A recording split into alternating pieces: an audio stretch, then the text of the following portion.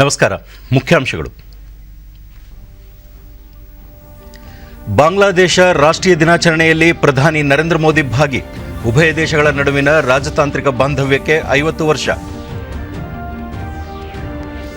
ಹಿರಿಯರ ತ್ಯಾಗ ಬಲಿದಾನಗಳಿಂದಾಗಿ ದೊರೆತ ಸ್ವಾತಂತ್ರ್ಯದ ಸ್ಮರಣೆ. 75ನೇ ವರ್ಷದ ಅಮೃತ ಮಹೋತ್ಸವಕ್ಕೆ ಮುಖ್ಯಮಂತ್ರಿ ಬಿಎಸ್ ಯಡಿಯೂರಪ್ಪ ಚಾಲನೆ.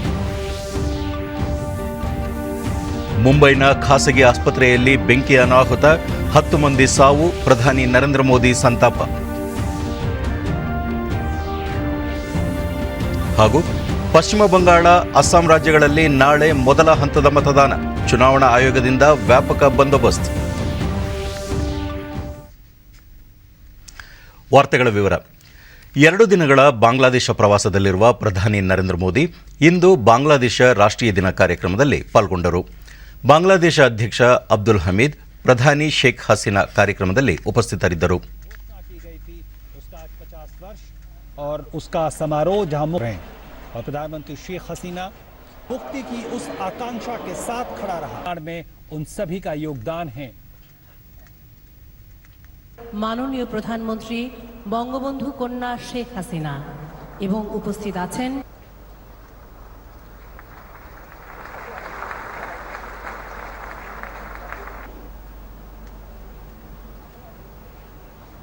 उसके साथ साथ अपने आप में जब अभी छवि है आज का दिन बेहद अहम. ಇದಕ್ಕೂ ಮುನ್ನ ಇಂದು ಬೆಳಗ್ಗೆ ಢಾಕಾಗೆ ಆಗಮಿಸಿದ ಪ್ರಧಾನಿ ಮೋದಿ ಅವರನ್ನು ಬಾಂಗ್ಲಾ ಪ್ರಧಾನಿ ಶೇಖ್ ಹಸೀನಾ ಅಲ್ಲಿನ ವಿಮಾನ ನಿಲ್ದಾಣದಲ್ಲಿ ಬರಮಾಡಿಕೊಂಡರು. ಇದೇ ವೇಳೆ ಸೇನಾಪಡೆಗಳ ಗೌರವ ರಕ್ಷೆ ನೀಡುವ ಮೂಲಕ ಸಾಂಪ್ರದಾಯಿಕ ಸ್ವಾಗತ ಕೋರಲಾಯಿತು.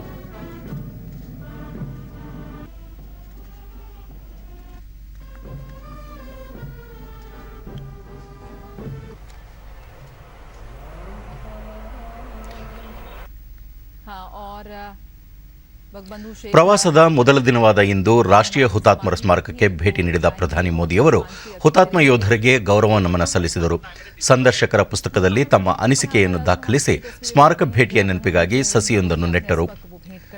ಬಾಂಗ್ಲಾ ಪ್ರಧಾನಿ ಶೇಖ್ ಹಸೀನಾ ಅವರೊಂದಿಗೆ ನಿಯೋಗ ಮಟ್ಟದ ಮಾತುಕತೆಗೂ ಮುನ್ನ ಭಾರತೀಯ ಸಮುದಾಯವನ್ನು ಪ್ರಧಾನಿ ಮೋದಿ ಭೇಟಿ ಮಾಡಿದರು. ನಂತರ ರಾಷ್ಟ್ರೀಯ ದಿವಸ್ ಕಾರ್ಯಕ್ರಮದಲ್ಲಿ ಪ್ರಧಾನಿ ಮೋದಿ ಮುಖ್ಯ ಅತಿಥಿಯಾಗಿ ಪಾಲ್ಗೊಳ್ಳಲಿದ್ದು, ಬಳಿಕ ಬಂಗಬಂಧು ಬಾಪು ಸಂಗ್ರಹಾಲಯವನ್ನು ಜಂಟಿಯಾಗಿ ಉದ್ಘಾಟಿಸಲಿದ್ದಾರೆ. विश्वास के साथ झंडा लेकर पहुंचे हैं प्रधानमंत्री का स्वागत करने और एक बार बहुत ही आत्मीयता के साथ आ रहे हैं वहां मौजूद भारतीयों से, वहां मौजूद नन्हे बच्चे से बातचीत कर रहे हैं अपने अंदाज में. यहां पर भेंट भी दे रहे हैं, एक शॉल प्रदान की है. लोगों उनसे संवाद करना चाहते हैं, उनसे बात करना चाहते हैं. मफरूज़े थे या जो थियरीज थी. ಪ್ರವಾಸದ 2ನೇ ದಿನವಾದ ನಾಳೆ ಬಂಗಬಂಧು ಶೇಖ್ ಮುಜಿಬುರ್ ರೆಹಮಾನ್ ಅವರ ಜನ್ಮ ಶತಮಾನೋತ್ಸವ ಸಮಾರಂಭ ಹಾಗೂ ಬಾಂಗ್ಲಾದೇಶ ವಿಮೋಚನೆಯ ಸುವರ್ಣ ಮಹೋತ್ಸವ ಕಾರ್ಯಕ್ರಮದಲ್ಲಿ ಮುಖ್ಯ ಅತಿಥಿಯಾಗಿ ಭಾಗವಹಿಸಲಿದ್ದಾರೆ. ನಂತರ ಶತ್ಕಿರಾ ಮತ್ತು ಓರಕಂಡಿಯಲ್ಲಿ ಐತಿಹಾಸಿಕ ಜಸೋರೇಶ್ವರಿ ಕಾಳಿ ಮಂದಿರಕ್ಕೆ ಭೇಟಿ ನೀಡಲಿದ್ದಾರೆ. ಭೇಟಿಯ ವೇಳೆ ಅವರು ಅಲ್ಲಿನ ರಾಷ್ಟ್ರಪತಿ ಅಬ್ದುಲ್ ಹಮೀದ್ ಅವರೊಂದಿಗೆ ಮಾತುಕತೆ ನಡೆಸಲಿದ್ದಾರೆ. ಪ್ರಧಾನಿ ಶೇಖ್ ಹಸೀನಾ ಅವರೊಂದಿಗೆ ದ್ವಿಪಕ್ಷೀಯ ಮಾತುಕತೆ ನಡೆಸಲಿದ್ದು, ಇದೇ ವೇಳೆ ರೈಲ್ವೆ, ಆರೋಗ್ಯ, ಸಾಂಸ್ಕೃತಿಕ, ವ್ಯಾಪಾರ ಮೊದಲಾದ ಕ್ಷೇತ್ರಗಳಿಗೆ ಸಂಬಂಧಿಸಿದಂತೆ ಉಭಯ ದೇಶಗಳ ನಡುವೆ ಒಪ್ಪಂದ ಏರ್ಪಡಲಿದೆ.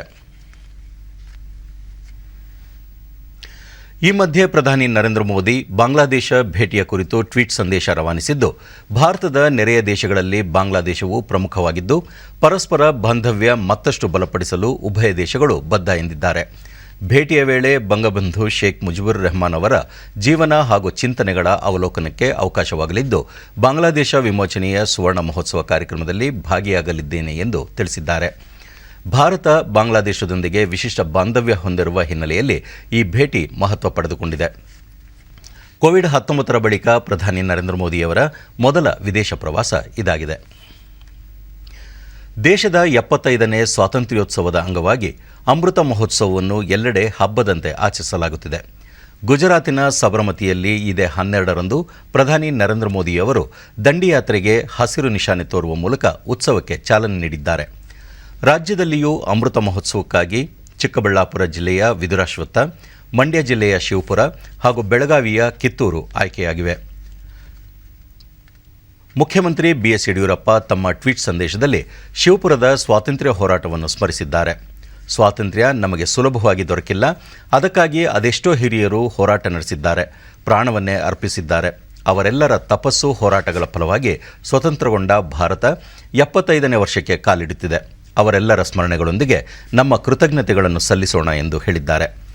ಶಿವಪುರದಲ್ಲಿ ಬ್ರಿಟಿಷರು ಹೇರಿದ್ದ ನಿಷೇಧಾಜ್ಞೆ ಉಲ್ಲಂಘನೆ, ದೇಶಭಕ್ತರಿಂದ ಧ್ವಜಾರೋಹಣದ ವಿಷಯಗಳನ್ನು ಟ್ವೀಟ್ನಲ್ಲಿ ಹಂಚಿಕೊಂಡಿದ್ದಾರೆ. ಸ್ವಾತಂತ್ರ್ಯ ಅಮೃತ ಮಹೋತ್ಸವ ಅಂಗವಾಗಿ ಗುಜರಾತ್ನ ಸಬರಮತಿಯಿಂದ ಹೊರಟಿರುವ ದಂಡಿ ಪಾದಯಾತ್ರೆ 14ನೇ ದಿನವಾದ ಇಂದು ಗುಜರಾತ್ನ ದಿರೋಲ್ ತಲುಪಿದೆ.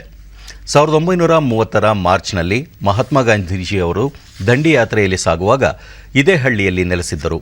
ಇಲ್ಲಿನ ಹತ್ತಿ ಗಿರಣಿಗಳಿಗೆ ಭೇಟಿ ನೀಡಿದ್ದ ಅವರು ಕಾರ್ಮಿಕರೊಂದಿಗೆ ಸಂವಾದ ನಡೆಸಿದ್ದರು. ಗಾಂಧೀಜಿಯವರ ಮಾರ್ಗದಲ್ಲಿ ಸಾಗುವ ಹಾಗೂ ಅವರ ಆದರ್ಶಗಳನ್ನು ಪಾಲಿಸುವ ನಿಟ್ಟಿನಲ್ಲಿ ಪಾದಯಾತ್ರೆಯಲ್ಲಿ ಉತ್ಸಾಹಿ ಯುವ ಜನತೆ ಹೆಚ್ಚಿನ ಸಂಖ್ಯೆಯಲ್ಲಿ ಪಾಲ್ಗೊಂಡಿದ್ದಾರೆ.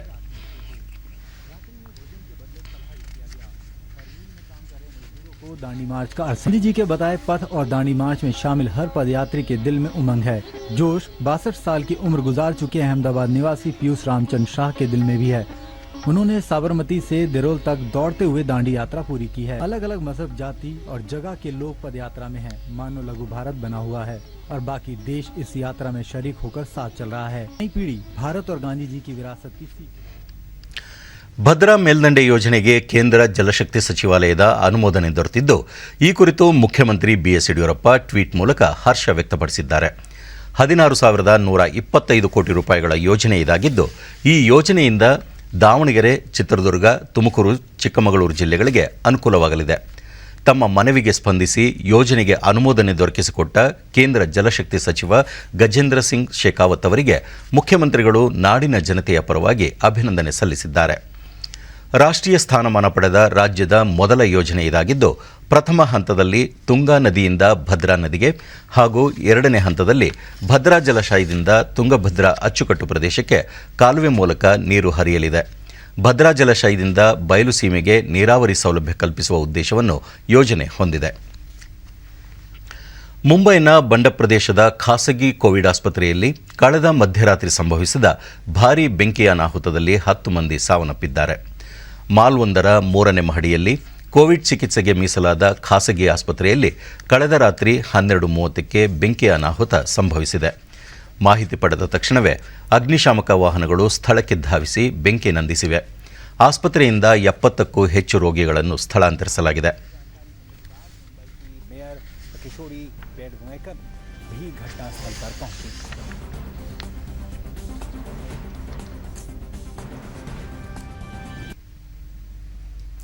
ಪ್ರಧಾನಿ ನರೇಂದ್ರ ಮೋದಿಯವರು ದುರಂತದಲ್ಲಿ ಮೃತಪಟ್ಟವರಿಗೆ ಸಂತಾಪ ಸೂಚಿಸಿದ್ದು, ಗಾಯಾಳುಗಳು ಶೀಘ್ರ ಚೇತರಿಸಿಕೊಳ್ಳಲೆಂದು ಪ್ರಾರ್ಥಿಸಿದ್ದಾರೆ.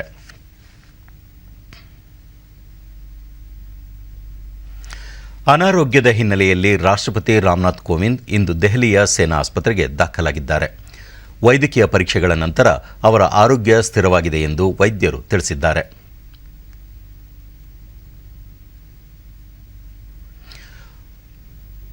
ಪ್ರಧಾನಿ ನರೇಂದ್ರ ಮೋದಿಯವರು ರಾಷ್ಟ್ರಪತಿಯವರ ಪುತ್ರನೊಂದಿಗೆ ಮಾತನಾಡಿ ಆರೋಗ್ಯದ ಬಗ್ಗೆ ಮಾಹಿತಿ ಪಡೆದುಕೊಂಡಿದ್ದಾರೆ. ಇದೇ ಸಂದರ್ಭದಲ್ಲಿ ರಾಷ್ಟ್ರಪತಿ ಅವರು ಶೀಘ್ರವೇ ಚೇತರಿಸಿಕೊಳ್ಳಲಿ ಎಂದು ಹಾರೈಸಿದ್ದಾರೆ.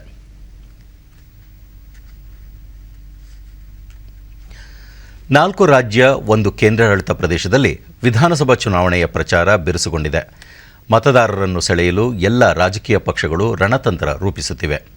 ನಾಳೆ ಪಶ್ಚಿಮ ಬಂಗಾಳ ಮತ್ತು ಅಸ್ಸಾಂನಲ್ಲಿ ಮೊದಲ ಹಂತದ ಮತದಾನ ನಡೆಯಲಿದ್ದು, ಚುನಾವಣಾ ಆಯೋಗ ವ್ಯಾಪಕ ಬಂದೋಬಸ್ತ್ ಮಾಡಿದೆ. ಪಶ್ಚಿಮ ಬಂಗಾಳದ 30 ಸ್ಥಾನಗಳಿಗೆ 191 ಅಭ್ಯರ್ಥಿಗಳು, ಅಸ್ಸಾಂನ 47 ಕ್ಷೇತ್ರಗಳಿಗೆ 269 ಅಭ್ಯರ್ಥಿಗಳು ಕಣದಲ್ಲಿದ್ದಾರೆ. ಮೊದಲ ಹಂತದ ಚುನಾವಣೆಗೆ ನಿನ್ನೆ ಸಂಜೆ ಬಹಿರಂಗ ಪ್ರಚಾರ ಅಂತ್ಯಗೊಂಡಿದೆ. 4ನೇ ಹಂತದ ಮತದಾನಕ್ಕೆ ನಾಮಪತ್ರಗಳನ್ನು ಹಿಂಪಡೆಯಲು ಇಂದು ಕಡೆಯ ದಿನವಾಗಿದೆ. ಈ ನಡುವೆ ಅಸ್ಸಾಂನಲ್ಲಿ ಕೇಂದ್ರ ಗೃಹ ಸಚಿವ ಅಮಿತ್ ಶಾ ಚುನಾವಣಾ ಪ್ರಚಾರ ನಡೆಸಿದರು. कमलपुर में होगी, इसके बाद वे दोपहर में जागी रोड में जनसभा को संबोधित करेंगे. पथराखंडी में और सिलचर में भी अमित शाह चुनावी रैली करेंगे.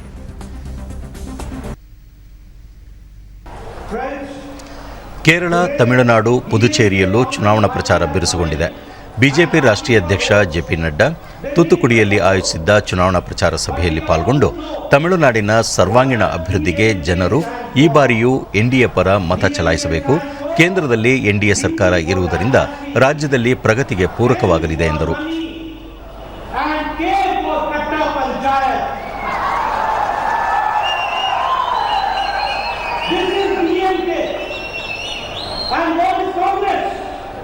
Congress is a party which has always ignored the local issues and the local sentiments.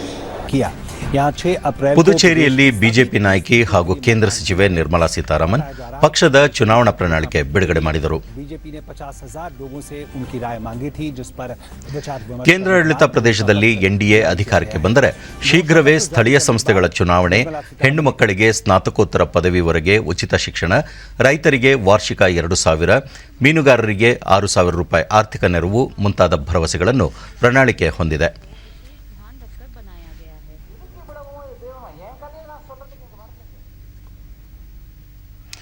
ಲೋಕಸಭೆ ಹಾಗೂ ವಿಧಾನಸಭೆ ಉಪಚುನಾವಣೆಗಳಿಗೆ ಬಿಜೆಪಿ ಅಭ್ಯರ್ಥಿಗಳ ಪಟ್ಟಿ ಬಿಡುಗಡೆಗೊಳಿಸಿದೆ. ಬೆಳಗಾವಿ ಲೋಕಸಭಾ ಕ್ಷೇತ್ರದ ಉಪಚುನಾವಣೆಗೆ ಮಾಜಿ ಸಚಿವ ದಿವಂಗತ ಸುರೇಶ್ ಅಂಗಡಿ ಅವರ ಪತ್ನಿ ಮಂಗಳಾ ಸುರೇಶ್ ಅಂಗಡಿ ಅವರನ್ನು ಕಣಕ್ಕಿಳಿಸಿದೆ.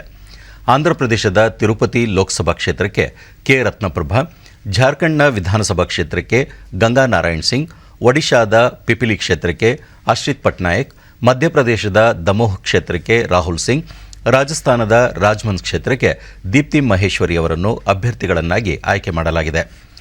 ಲೋಕಸಭಾ ಕ್ಷೇತ್ರಗಳಿಗೆ ಮತ್ತು ವಿವಿಧ ರಾಜ್ಯಗಳ 14 ವಿಧಾನಸಭಾ ಕ್ಷೇತ್ರಗಳ ಉಪಚುನಾವಣೆಗೆ ಏಪ್ರಿಲ್ 17ರಂದು ಮತದಾನ ನಡೆಯಲಿದೆ.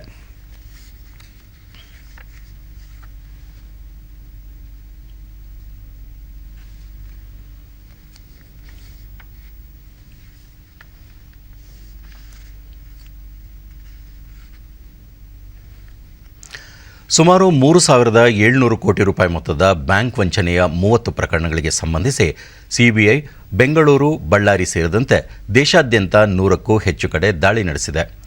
ಸಾರ್ವಜನಿಕ ವಲಯದ ಕೆಲ ವಿವಿಧ ಬ್ಯಾಂಕುಗಳು ನೀಡಿದ ದೂರುಗಳನ್ನು ಆಧರಿಸಿ ಸಿಬಿಐ ವಿಶೇಷ ಕಾರ್ಯಾಚರಣೆಯನ್ನು ನಡೆಸಿತ್ತು. ದಾಳಿಗಳ ಮೇಲೆ ಅನೇಕ ದಾಖಲೆಗಳು ಮತ್ತು ಡಿಜಿಟಲ್ ಸಾಕ್ಷ್ಯಗಳನ್ನು ವಶಪಡಿಸಿಕೊಳ್ಳಲಾಗಿದೆ. ವಂಚನೆ, ಸಾಲಗಳಿಗಾಗಿ ನಕಲಿ ದಾಖಲೆಗಳ ಸಲ್ಲಿಕೆ ಮುಂತಾದ ಅನೇಕ ದೂರುಗಳನ್ನು ವಿವಿಧ ಬ್ಯಾಂಕುಗಳು ಸಿಬಿಐಗೆ ದೂರು ಸಲ್ಲಿಸಿದ್ದವು. ಇಂತಹ ವಂಚನೆಗಳಿಂದ ಬ್ಯಾಂಕ್ಗಳ ಅನುತ್ಪಾದಕ ಆಸ್ತಿ ಪ್ರಮಾಣ ಏರಿಕೆಯಾಗುತ್ತಿದೆ ಎಂದು ಸಾರ್ವಜನಿಕ ವಲಯದ ಬ್ಯಾಂಕುಗಳು ದೂರಿದ್ದವು. ದೇಶದ 67 ಕಲ್ಲಿದ್ದಲು ನಿಕ್ಷೇಪ ಹರಾಜು ಪ್ರಕ್ರಿಯೆಗೆ ದೆಹಲಿಯಲ್ಲಿ ನಿನ್ನೆ ಕಲ್ಲಿದ್ದಲು ಖಾತೆ ಸಚಿವ ಪ್ರಹ್ಲಾದ್ ಜೋಶಿ ಚಾಲನೆ ನೀಡಿದರು. 2014ರಿಂದ ಇಲ್ಲಿಯವರೆಗೆ ದೇಶದ ಗಣಿಗಳ ವಾಣಿಜ್ಯ ಹರಾಜಿನ ಅತಿದೊಡ್ಡ ಪ್ರಕ್ರಿಯೆ ಇದಾಗಿದೆ. ಛತ್ತೀಸ್ಗಢ, ಜಾರ್ಖಂಡ್, ಮಹಾರಾಷ್ಟ್ರ, ಆಂಧ್ರಪ್ರದೇಶ, ಒಡಿಶಾ ಮತ್ತು ಮಧ್ಯಪ್ರದೇಶ ರಾಜ್ಯಗಳಲ್ಲಿನ ಸಣ್ಣ ಹಾಗೂ ಬೃಹತ್ ಗಣಿಗಳು ಹರಾಜು ಪ್ರಕ್ರಿಯೆಯಲ್ಲಿ ಸೇರಿವೆ. ಸಚಿವ ಪ್ರಹ್ಲಾದ್ ಜೋಶಿ, ಸರ್ಕಾರವು ಕಲ್ಲಿದ್ದಲು ಗಣಿಗಾರಿಕೆಯನ್ನು ದೇಶದ ಆರ್ಥಿಕ ಚಟುವಟಿಕೆಗಳ ಕೇಂದ್ರವನ್ನಾಗಿ ಮಾಡುತ್ತಿದೆ. ಕಲ್ಲಿದ್ದಲು ವಲಯವು ಬೃಹತ್ ಅವಕಾಶಗಳ ನೆಲೆಯಾಗಿದ್ದು, ಹೂಡಿಕೆದಾರರು ಹೆಚ್ಚಿನ ಸಂಖ್ಯೆಯಲ್ಲಿ ಪಾಲ್ಗೊಳ್ಳುವಂತೆ ಆಹ್ವಾನಿಸಿದರು. ವಾಣಿಜ್ಯ ಕಲ್ಲಿದ್ದಲು ಗಣಿಗಾರಿಕೆಯು ಉದ್ಯೋಗಾವಕಾಶಗಳನ್ನು ಸೃಷ್ಟಿಸುವುದರೊಂದಿಗೆ ಸಾಮಾಜಿಕ ಆರ್ಥಿಕ ಅಭಿವೃದ್ಧಿಯೊಂದಿಗೆ ದೇಶ ಆತ್ಮನಿರ್ಭರವಾಗಲು ನೆರವಾಗಿದೆ ಎಂದರು. ದೇಶದಲ್ಲಿ ಕಳೆದ 24 ಗಂಟೆಗಳಲ್ಲಿ 59,118 ಹೊಸ ಕೋವಿಡ್-19 ಪ್ರಕರಣಗಳು ಬೆಳಕಿಗೆ ಬಂದಿವೆ. ಇದರೊಂದಿಗೆ 32,987 ಮಂದಿ ಗುಣಮುಖರಾಗಿದ್ದು 257 ಮಂದಿ ಮೃತಪಟ್ಟಿದ್ದಾರೆ. ದೇಶದಲ್ಲಿ ಒಟ್ಟು ಸೋಂಕಿತರ ಸಂಖ್ಯೆ 1,18,46,652ಕ್ಕೆ ಏರಿಕೆಯಾಗಿದೆ ಎಂದು ಕೇಂದ್ರ ಆರೋಗ್ಯ ಸಚಿವಾಲಯ ತಿಳಿಸಿದೆ. ಇದುವರೆಗೆ 1,12,64,637 ಮಂದಿ ಗುಣಮುಖರಾಗುವುದರೊಂದಿಗೆ ಚೇತರಿಕೆ ಪ್ರಮಾಣ 95.09%ಕ್ಕೆ ಏರಿಕೆಯಾಗಿದೆ. ಒಟ್ಟು 4,21,066 ಸಕ್ರಿಯ ಪ್ರಕರಣಗಳಿದ್ದು 3.55%ರಷ್ಟಿದೆ. ಇದುವರೆಗೆ 1,60,949 ಮಂದಿ ಮೃತಪಟ್ಟಿದ್ದು ಈ ಪ್ರಮಾಣ 1.36%ರಷ್ಟಿದೆ. ದೇಶಾದ್ಯಂತ ಈವರೆಗೂ 5 ಕೋಟಿಗೂ ಅಧಿಕ ಮಂದಿಗೆ ಕೋವಿಡ್-19 ಲಸಿಕೆ ನೀಡಲಾಗಿದೆ ಎಂದು ಆರೋಗ್ಯ ಸಚಿವಾಲಯದ ಮೂಲಗಳು ತಿಳಿಸಿವೆ. ಭಾರತ ಭೇಟಿಯಲ್ಲಿರುವ ದಕ್ಷಿಣ ಕೊರಿಯಾ ರಕ್ಷಣಾ ಸಚಿವ ಸುಹೂಕ್ ನೇತೃತ್ವದ ನಿಯೋಗ ದೆಹಲಿಯಲ್ಲಿಂದು ರಕ್ಷಣಾ ಸಚಿವ ರಾಜನಾಥ್ ಸಿಂಗ್ ಅವರೊಂದಿಗೆ ಮಾತುಕತೆ ನಡೆಸಿತು. ಉಭಯ ದೇಶಗಳ ನಡುವಿನ ರಕ್ಷಣಾ ಸಂಬಂಧಗಳ ವೃದ್ಧಿ ಮತ್ತು ಸಹಕಾರ ಕುರಿತು ಸಭೆಯಲ್ಲಿ ಚರ್ಚಿಸಲಾಯಿತು. ಸಭೆಯಲ್ಲಿ ರಕ್ಷಣಾ ಪಡೆಗಳ ಮುಖ್ಯಸ್ಥ ಜನರಲ್ ಬಿಪಿನ್ ರಾವತ್ ಮತ್ತು 3 ಸೇನಾಪಡೆಗಳ ಮುಖ್ಯಸ್ಥರು ಪಾಲ್ಗೊಂಡಿದ್ದರು. ಇದಕ್ಕೂ ಮುನ್ನ ಸುಹೂಕ್ ಅವರು ಸೇನಾಪಡೆಗಳಿಂದ ಗೌರವ ವಂದನೆ ಸ್ವೀಕರಿಸಿದರು. ಬಳಿಕ ಅವರು ರಾಷ್ಟ್ರೀಯ ಯುದ್ಧ ಸ್ಮಾರಕದಲ್ಲಿ ಹುತಾತ್ಮ ಯೋಧರಿಗೆ ಗೌರವ ನಮನ ಸಲ್ಲಿಸಿದರು.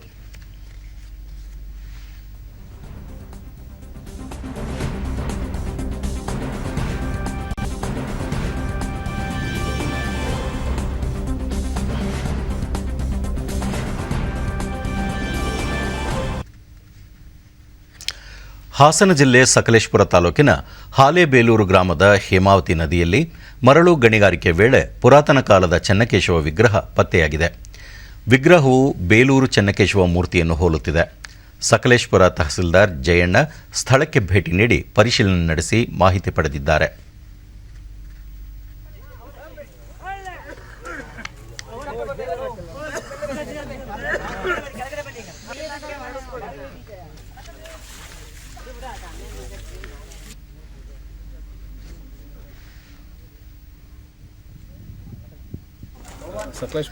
ಡಿಡಿ ನ್ಯೂಸ್ನೊಂದಿಗೆ ತಹಸೀಲ್ದಾರ್ ಜಯಣ್ಣ ಮರಳು ಗಣಿಗಾರಿಕೆ ವೇಳೆ ವಿಗ್ರಹ ಪತ್ತೆಯಾಗಿರುವ ಕುರಿತು ಜನರು ಮಾಹಿತಿ ನೀಡಿದ ಹಿನ್ನೆಲೆಯಲ್ಲಿ ಪರಿಶೀಲಿಸಲಾಗಿದೆ.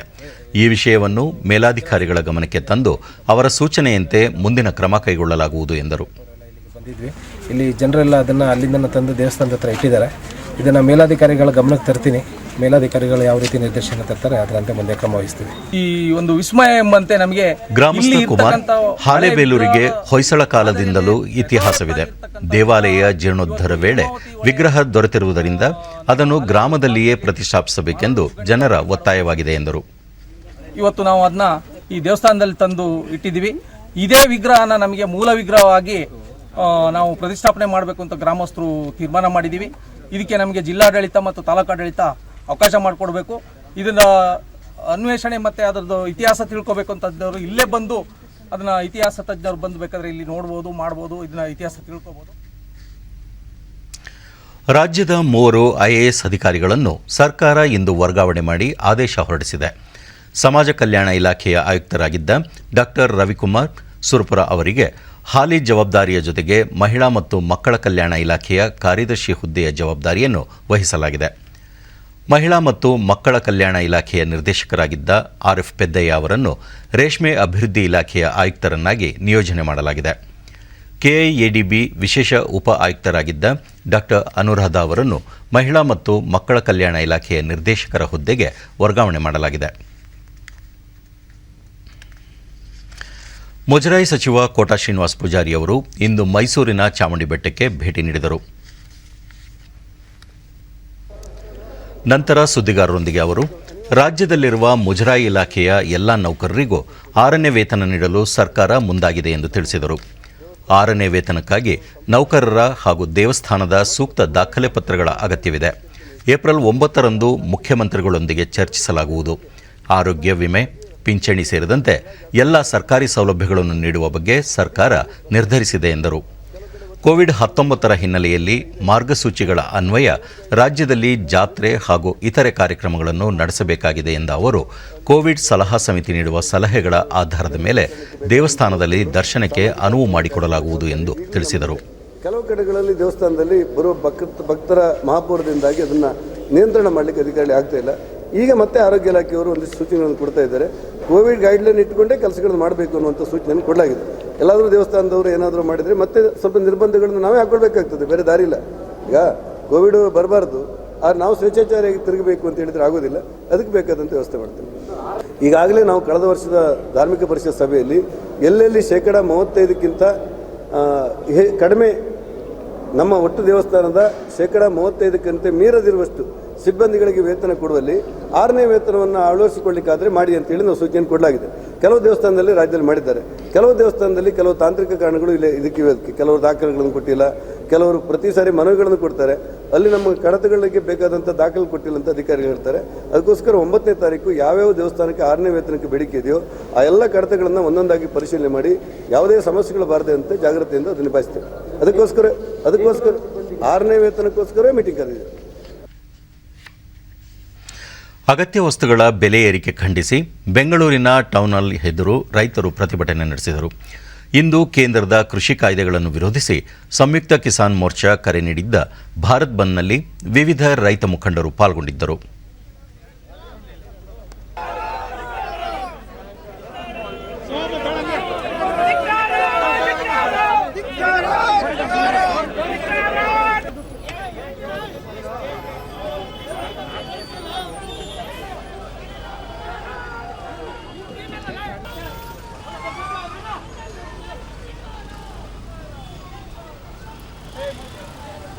ಸರ್ಕಾರದ ಪ್ರತಿಭಟನೆ ಉದ್ದೇಶಿಸಿ ಸುದ್ದಿಗಾರರೊಂದಿಗೆ ಕೋಡಿಹಳ್ಳಿ ಚಂದ್ರಶೇಖರ್, ಪೆಟ್ರೋಲ್, ಡೀಸೆಲ್ ಮತ್ತು ಅಗತ್ಯ ವಸ್ತುಗಳ ಬೆಲೆ ದುಬಾರಿಯಾಗಿದ್ದು, ಇದರ ವಿರುದ್ಧ ಧ್ವನಿ ಎತ್ತುವ ಪ್ರತಿಭಟನಾಕಾರರನ್ನು ಸರ್ಕಾರ ಬಂಧಿಸುತ್ತಿರುವುದು ಸರಿಯಲ್ಲ ಎಂದರು. ದುಬಾರಿಯಾಗಿದೆ, ಅಗತ್ಯ ವಸ್ತುಗಳ ಬೆಲೆ ಎಲ್ಲ ಕೂಡ ದುಪ್ಪಟ್ಟಾಗಿದೆ. ಈ ಸಮಸ್ಯೆಗೆ ಪರಿಹಾರವನ್ನು ಹುಡುಕಿ ಸರಿ ಮಾಡುವ ದಿಕ್ಕಿನಲ್ಲಿ ಸರ್ಕಾರಗಳ ವೈಫಲ್ಯ ಮುಚ್ಚಿಟ್ಕೊಳ್ಳೋದಕ್ಕೆ ಪ್ರತಿಭಟನೆಗಾರರನ್ನ ಬಂಧನ ಮಾಡಿ ತಗೊಂಡು ಹೋಗ್ತಕ್ಕಂಥದ್ದೇ ಸರ್ಕಾರದ ಬಹಳ ಮುಖ್ಯವಾದಂಥ ಕಾರ್ಯಕ್ರಮ. ಆದರೆ ಇದು ತುಂಬ ನಾಚಿಕೆಗೇಡಿನ ನಡವಳಿಕೆಗಳು, ಸರ್ಕಾರ ಮಾಡ್ತಕ್ಕಂಥ ರೀತಿ ನೀತಿಗಳು, ಇದನ್ನು ನಾವು ಖಂಡಿಸ್ತೇವೆ. ಮತ್ತು ಪ್ರಜಾಪ್ರಭುತ್ವ ಉಳಿಲಿಕ್ಕೆ ಏನು ಈ ಬೆಲೆ ಏನು ಗಗನಕ್ಕೆ ಏರ್ತಾ ಇದೆ, ಈ ಚಳುವಳಿಯ ಒಂದು ಒತ್ತಡಕ್ಕೋಸ್ಕರ ಪೆಟ್ರೋಲ್ ಬೆಲೆ ಇಳಿತಾ ಇದೆ ಅಂತ ಹೇಳಿ ಈಗ ಪ್ರಾರಂಭ ಮಾಡಿರ್ತಕ್ಕಂಥ ಸರ್ಕಾರ ಇದನ್ನು ಬ್ಯಾಲೆನ್ಸಿವ್ ಆಗಿ ಸರಿಯಾದ ಪ್ರಮಾಣದಲ್ಲಿ ತಗೊಂಡೋಗ್ಲಿಕ್ಕೆ ಸರ್ಕಾರ ಟೋಟಲಿ ಫೇಲ್ಯೂರ್ ಆಗಿದೆ. ದೇಶದ 75ನೇ ಸ್ವಾತಂತ್ರ್ಯೋತ್ಸವದ ಅಮೃತ ಮಹೋತ್ಸವವನ್ನು ಅರ್ಥಪೂರ್ಣವಾಗಿ ಆಚರಿಸಲು ಬೀದರ್ ಜಿಲ್ಲಾಡಳಿತ ಕಾರ್ಯಕ್ರಮ ರೂಪಿಸಿದ್ದು, ಜಿಲ್ಲಾಧಿಕಾರಿ ರಾಮಚಂದ್ರನ್ ಡೋಲು ಬಾರಿಸುವ ಮೂಲಕ ಕಾರ್ಯಕ್ರಮಕ್ಕೆ ಚಾಲನೆ ನೀಡಿದರು. ಅಮೃತ ಮಹೋತ್ಸವವನ್ನು ಜನಸ್ನೇಹಿ ಕಾರ್ಯಕ್ರಮವನ್ನಾಗಿ ಆಚರಿಸಲು ನಿರ್ಧರಿಸಿದ್ದು, ಪ್ರತಿಯೊಂದು ಇಲಾಖೆಯ ಜನಪರ ಯೋಜನೆಗಳ ಬಗ್ಗೆ ಸಾರ್ವಜನಿಕರಿಗೆ ಮಾಹಿತಿ ಒದಗಿಸುವುದು ಸೇರಿದಂತೆ ಮಕ್ಕಳಲ್ಲಿನ ಪ್ರತಿಭೆ ಹೊರಹೊಮ್ಮಿಸುವ ವಿವಿಧ ಕಾರ್ಯಕ್ರಮಗಳ ಆಯೋಜನೆಗೆ ಜಿಲ್ಲಾಡಳಿತ ಸೂಚನೆ ನೀಡಿದೆ. ಮುಂದಿನ 15ನೇ ಆಗಸ್ಟ್ ವರೆಗೆ ಪ್ರತಿ ತಿಂಗಳು ಕೂಡ ಕಾರ್ಯಕ್ರಮ ಉದ್ಘಾಟಿಸಿದ ರಾಮಚಂದ್ರನ್, ದೇಶಕ್ಕೆ ಸ್ವಾತಂತ್ರ್ಯ ಬಂದ 75 ವರ್ಷಗಳ ಸವಿ ನೆನಪಿಗಾಗಿ ಆಗಸ್ಟ್ವರೆಗೆ ಅಮೃತ ಮಹೋತ್ಸವವನ್ನು ಆಚರಿಸಲಾಗುತ್ತಿದೆ. ಈ ಸಂದರ್ಭದಲ್ಲಿ ಸ್ವಾತಂತ್ರ್ಯ ವೀರರ ತ್ಯಾಗ, ಬಲಿದಾನವನ್ನು ಸ್ಮರಿಸುವುದರ ಜೊತೆಗೆ ಪ್ರೀತಿ ವಿಶ್ವಾಸದ ಸಂದೇಶ ಸಾರಬೇಕು ಎಂದು ಸಲಹೆ ನೀಡಿದರು. 75 ಎನ್ನುವಂತ ಈ ಒಂದು ಕಾರ್ಯಕ್ರಮವನ್ನ ಎಲ್ಲ ಇಲಾಖೆಯು ಕೂಡ ಸಾರ್ವಜನಿಕರ ಮಧ್ಯದಲ್ಲಿ ಈ ಆಚರಣೆಯನ್ನು ನಡೆಸಲಿದ್ದೀವಿ. ಅದಕ್ಕೆ ಇವತ್ತು ನಾವು ಪ್ರಾರಂಭವನ್ನ ಮಾಡ್ತಾ ಇದ್ದೀವಿ. ಬಹಳ ಸಂತೋಷ ಅನಿಸ್ತಾ ಇದೆ. ಭಾರತ ಸ್ವತಂತ್ರ ಪಡೆದು 75 ವರ್ಷಗಳ ಒಂದು ಸಂದರ್ಭದಲ್ಲಿ ನಾವೆಲ್ಲ ಇದ್ದೀವಿ. ಈಗ ನಾವೆಲ್ಲರೂ ಕೂಡ ಒಂದು ಆತ್ಮ ಅವಲೋಕನ ಮಾಡಬೇಕು. ನಾವು ನಮ್ಮ ದೇಶಕ್ಕೆ ಸ್ವತಂತ್ರ ಮಹಾನ್ ವ್ಯಕ್ತಿಗಳಿಗೆ ನಿಸ್ವಾರ್ಥ ತ್ಯಾಗ ಮನೋಭಾವ ಹೊಂದಿರತಕ್ಕಂಥ ಎಲ್ಲ ಹಿರಿಯರಿಗೆ ನಾವು ಈ ಸಂದರ್ಭದಲ್ಲಿ ನಮ್ಮ ನಮನಗಳನ್ನು ಹೇಳಬೇಕು, ಅವರನ್ನ ಸ್ಮರಿಸಬೇಕು. ಅದೇ ಸಂದರ್ಭದಲ್ಲಿ ಅವ್ರು ಕೊಟ್ಟಿರ್ತಕ್ಕಂಥ ತ್ಯಾಗದ ಉದ್ದೇಶ ಏನಂತ ನಾವೆಲ್ಲರೂ ಅರ್ಥ ಮಾಡ್ಕೋಬೇಕು. ಸ್ವತಂತ್ರವಾದಂತ ಒಂದು ದೇಶದಲ್ಲಿ ಪ್ರತಿಯೊಬ್ಬ ವ್ಯಕ್ತಿಗೂ ಕೂಡ ಸಮಾನತೆ, ಅವರಿಗೆ ಸಿಗಬೇಕಾಗಿರ್ತಕ್ಕಂಥ ಅವಕಾಶಗಳು, ಅವ್ರ ಮನಸ್ಸಿನಲ್ಲಿರ್ತಕ್ಕಂಥ ನಿರೀಕ್ಷೆ, ಇದೆಲ್ಲದಕ್ಕೂ ಕೂಡ ಸಂವಿಧಾನದ ಮೂಲಕ ನಮಗೆ ದೊರೆದಿರ್ತಕ್ಕಂಥ ಈ ಒಂದು ಸ್ವಾತಂತ್ರ್ಯವನ್ನ ಎತ್ತಿಡಿಬೇಕು. ಅದೆಲ್ಲವನ್ನ ನಾವು ಜನರ ಒಂದು ಸರ್ಕಾರದ ಒಂದು ನೌಕರರಾಗಿ ನಾವೆಲ್ಲರೂ ಅದನ್ನ ಸಾರ್ವಜನಿಕರಿಗೆ ಅವರ ಮನೆ ಬಾಗಿಲಿಗೆ ಕೊಂಡೊಯ್ಯುವಂತ ಒಂದು ನಿಟ್ಟಿನಲ್ಲಿ ನಾವೆಲ್ಲರೂ ಶ್ರಮಿಸೋಣ ಅಂತ ಹೊಸ ಮೆರುಗು ತಂತು. ಹಿರಿಯ ಸಾಹಿತಿ ಎಂಜಿ ಗಂಗನಪಲ್ಲಿ, ಸ್ವಾತಂತ್ರ್ಯ ಸೇನಾನಿಗಳ ಹೋರಾಟದಿಂದ ನಾವು ನಿರ್ಭೀತಿಯಾಗಿ ಜೀವನ ನಡೆಸುವಂತಾಗಿದೆ. ತ್ಯಾಗ ಬಲಿದಾನಗಳಿಂದ ಸಿಕ್ಕಿದ ಸ್ವಾತಂತ್ರ್ಯವನ್ನು ಉಳಿಸಿಕೊಂಡು ಸಮೃದ್ಧ ದೇಶ ಕಟ್ಟಬೇಕಿದೆ ಎಂದು ಹೇಳಿದರು. ಸ್ವಾತಂತ್ರ್ಯ ಪರವಾದದ್ದು ಯೋಗ ಸುಮಾರು 300 ವರ್ಷಗಳ ವಿದೇಶಿಯರ ಆಡಳಿತ ಕೊನೆಗೊಂಡು ನವಯುಗ ಆರಂಭವಾಯಿತು. ಪ್ರಧಾನಿ ನರೇಂದ್ರ ಮೋದಿಯವರು ಈ ತಿಂಗಳ 28ರ ಭಾನುವಾರದಂದು ಆಕಾಶವಾಣಿಯಲ್ಲಿ ತಮ್ಮ ಮಾಸಿಕ ಮನ್ ಕಿ ಬಾತ್ ಕಾರ್ಯಕ್ರಮದಲ್ಲಿ ದೇಶದ ಜನತೆಯನ್ನು ಉದ್ದೇಶಿಸಿ ಮಾತನಾಡಲಿದ್ದಾರೆ. ಇದು ಮನ್ ಕಿ ಬಾತ್ನ 75ನೇ ಸಂಚಿಕೆಯಾಗಿದೆ. ಈ ಸಂಬಂಧ ಟ್ವೀಟ್ ಮಾಡಿರುವ ಪ್ರಧಾನಿ, ಮನ್ ಕಿ ಬಾತ್ ಕಾರ್ಯಕ್ರಮ ಹೊಸ ವಿಚಾರಧಾರೆಗಳು, ಆಸಕ್ತಿದಾಯಕ ವಿಷಯಗಳು ಮತ್ತು ಜೀವನದ ಉನ್ನತಿಗೆ ಪ್ರೇರಣೆ ನೀಡುವ ವಿಚಾರಗಳನ್ನು ಹಂಚಿಕೊಳ್ಳಲು ಉತ್ತಮ ವೇದಿಕೆಯಾಗಿದೆ ಎಂದು ತಿಳಿಸಿದ್ದಾರೆ. ಪುಣೆಯಲ್ಲಿ ನಡೆಯುತ್ತಿರುವ ಭಾರತ ಇಂಗ್ಲೆಂಡ್ ನಡುವಿನ ಎರಡನೇ ಏಕದಿನ ಕ್ರಿಕೆಟ್ ಪಂದ್ಯದಲ್ಲಿ ಇತ್ತೀಚಿನ ವರದಿ ಬಂದಾಗ ಭಾರತ 4 ವಿಕೆಟ್ ನಷ್ಟಕ್ಕೆ 294 ರನ್ ಮಾಡಿ ಆಡುತ್ತಿದೆ. ರೋಹಿತ್ ಶರ್ಮಾ 25, ವಿರಾಟ್ ಕೊಹ್ಲಿ 66 ರನ್ ಮಾಡಿ ಔಟ್ ಆದರು. ಶತಕ ಗಳಿಸಿ ಔಟ್ ಆದ ಕೆಎಲ್ ರಾಹುಲ್ ಅವರು ಒಟ್ಟು 108 ರನ್ಗಳನ್ನು ಪೇರಿಸಿದರು. ಇದಕ್ಕೂ ಮುನ್ನ ಟಾಸ್ ಗೆದ್ದ ಇಂಗ್ಲೆಂಡ್ ಫೀಲ್ಡಿಂಗ್ ಆಯ್ಕೆ ಮಾಡಿಕೊಂಡಿತು. ಕಳೆದ ಮಂಗಳವಾರ ನಡೆದ ಮೊದಲ ಪಂದ್ಯದಲ್ಲಿ 66 ರನ್ಗಳಿಂದ ಜಯಗಳಿಸಿದ ಭಾರತ 3 ಪಂದ್ಯಗಳ ಏಕದಿನ ಸರಣಿಯಲ್ಲಿ ಸದ್ಯ 1-0 ಅಂತರದಲ್ಲಿ ಮುನ್ನಡೆ ಸಾಧಿಸಿದೆ. ಮೊದಲ ಪಂದ್ಯದ ಫೀಲ್ಡಿಂಗ್ ವೇಳೆ ಭುಜದ ಗಾಯಕ್ಕೆ ಒಳಗಾಗಿರುವ ಮಧ್ಯಮ ಕ್ರಮಾಂಕದ ಶ್ರೇಯಸ್ ಅಯ್ಯರ್ಗೆ ವಿಶ್ರಾಂತಿ ಅಗತ್ಯವಿರುವ ಹಿನ್ನೆಲೆಯಲ್ಲಿ ಸರಣಿಯ ಉಳಿದ ಪಂದ್ಯಗಳಿಗೆ ಅಲಭ್ಯರಾಗಿದ್ದಾರೆ ಎಂದು ಬಿಸಿಸಿಐ ಮೂಲಗಳು ತಿಳಿಸಿವೆ.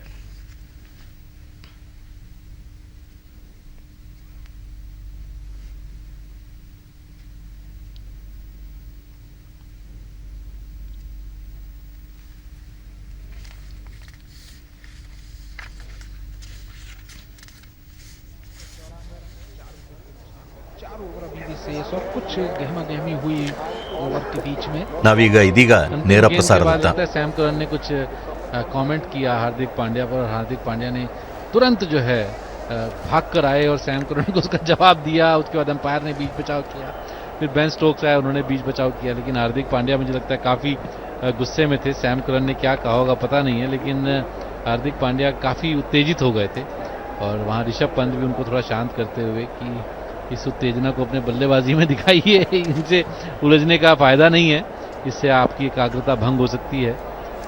लेकिन क्या करेंगे यहाँ पर टॉम करें, देखना ये होगा.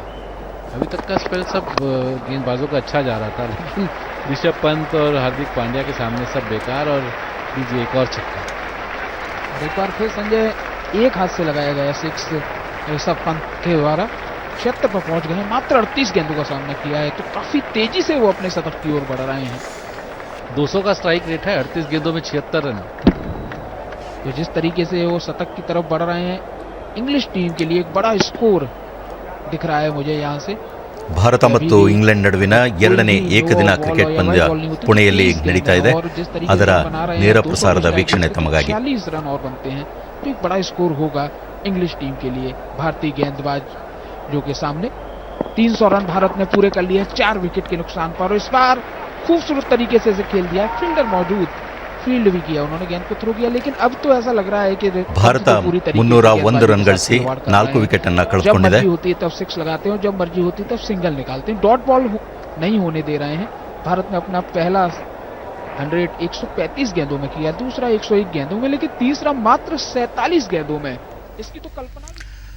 ಪ್ರಿಯ ವೀಕ್ಷಕರೇ, ಬೆಂಗಳೂರು ದೂರದರ್ಶನ ಕೇಂದ್ರದ ಪ್ರಾದೇಶಿಕ ಸುದ್ದಿ ವಿಭಾಗ ಪ್ರಸ್ತುತಪಡಿಸುವ ವೈವಿಧ್ಯಮಯ, ಪ್ರೇರಣಾತ್ಮಕ ಮತ್ತು ವಿಚಾರಪೂರ್ಣ ಮಾಹಿತಿಗುಚ್ಛ ತಿಂಗಳ ವಾರ್ತಾ ಸಂಚೆಯ ಸುದ್ದಿ ಸೌರಭ ಭಾನುವಾರ ಸಂಜೆ 6:30ಕ್ಕೆ ಪ್ರಸಾರವಾಗಲಿದೆ.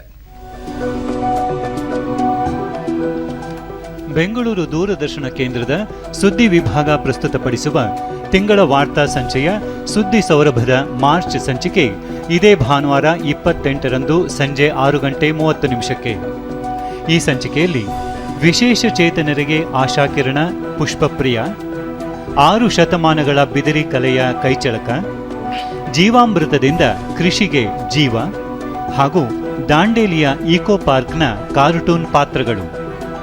ಸುದ್ದಿ ಸೌರಭ ಇದೇ ಮಾರ್ಚ್ 28 ಭಾನುವಾರ ಸಂಜೆ 6:30 ಮರುಪ್ರಸಾರ ಏಪ್ರಿಲ್ ತಿಂಗಳ 4ನೇ ತಾರೀಕು ಭಾನುವಾರ ಮಧ್ಯಾಹ್ನ 2 ಗಂಟೆಗೆ.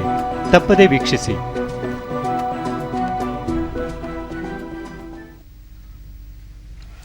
ಕೊನೆಯಲ್ಲಿ ಮತ್ತೊಮ್ಮೆ ಮುಖ್ಯಾಂಶಗಳು.